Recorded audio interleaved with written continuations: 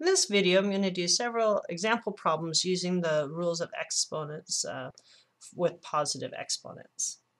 So for example 1, I'm going to do the problem negative 2y over x squared cubed. In this example, I'm going to be using the expanded power rule since I have something in parentheses taken to a power. Within the parentheses, there's nothing I can do to reduce that. So I will go ahead and apply that power. If I have anything negative to an odd power, I always get a negative answer, so I know it's going to stay negative. 2 to the third means 2 times 2 times 2, which is 8. Y to the 1 times 3 is y cubed. And I have x to the 2 times 3, or x to the 6th. Each base appears only once. The numbers are all expanded out as far as possible, so that would be my answer. Let's do example 2. Example 2, I have a fraction, 5x squared y to the 7th over 15x to the 9th y cubed. In this case,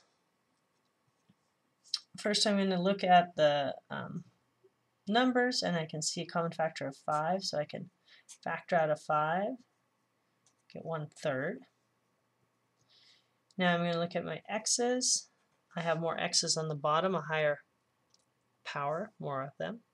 So I have x to the 9 minus 2, x to the 7th on the bottom. And on the top, I'm going to have the y's because I have more y's, a higher power on the top. And I have y to the 7 minus 3, or y to the 4th. Now in general, for a final answer, I wouldn't leave a factor of 1 like that. I would just write y to the 4th over 3x to the 7th. Each of my bases appears only once, and my numbers are all multiplied out. So I'm finished at that point. Let's do another problem. We'll call this one example 3.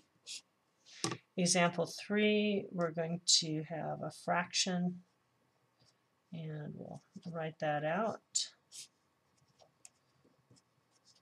And we're going to apply a power to that entire fraction. So again, I can use the expanded power rule to apply this power to each term inside, each factor inside. But first what I'd like to do is simplify inside. To me that always feels a little easier. I have less things to work with when I'm applying this exponent using the power rule. And so if I look inside, excuse me, I see what cancels. Again, 32 and 64 both have a factor of 32. So I have a negative 2, 1 here. X over x, well, they would just cancel right out. So the x's are gone. There won't be any x's in my answer. And I have y to the 6th over y to the 9th. I have more y's in the bottom. 9 minus 6, I have 3 extra y's if I canceled out common factors. So at this point, I can take everything to the 4th power using my expanded power rule. A negative number taken to an even power is going to give me a positive answer, and 2 to the 4th is 16. On the bottom of my fraction, I have 1 to the 4th, which is just 1. I'm not going to need to write 1 times in my answer, so I'll ignore that. But I have y to the 3 times 4, y to the 12th. And that would be my final answer for that example. Let's look at, excuse me, let's look at one additional example. We'll call it example 4. And let me write this down.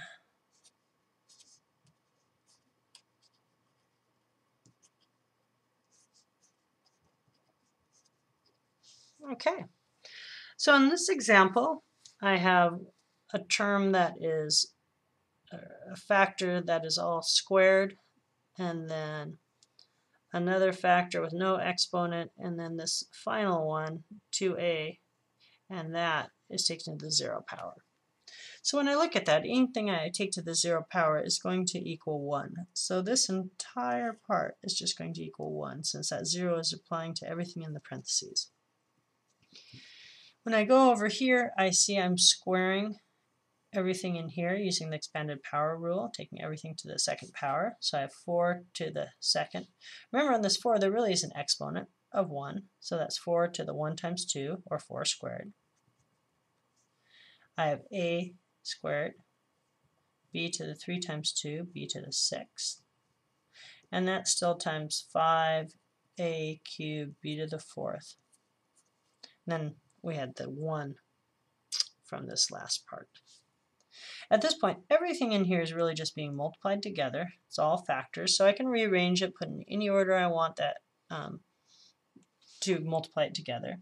4 squared is 16, so I have 16 times 5 times a squared times a cubed times b to the 6th times b to the 4th.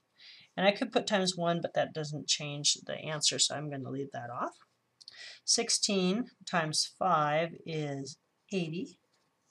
And now, since I have the bases appearing both places, I'm adding those exponents. A to the 2 plus 3, a to the 5th, and b to the 6 plus 4, b to the 10th. Each base appears only once. There's nothing more I can simplify, so I would be done. As I'm doing a problem like this, some people, once they expand this out to get this 16 a squared b to the 6, aren't going to take the time to rearrange it. They're just going to match up common bases, a to the 2 plus 3, a to the 5th, and b to the 6 plus 4, b to the 10th. So this step in between is an optional step. You do not have to show that. But some people might find it helpful to show that step.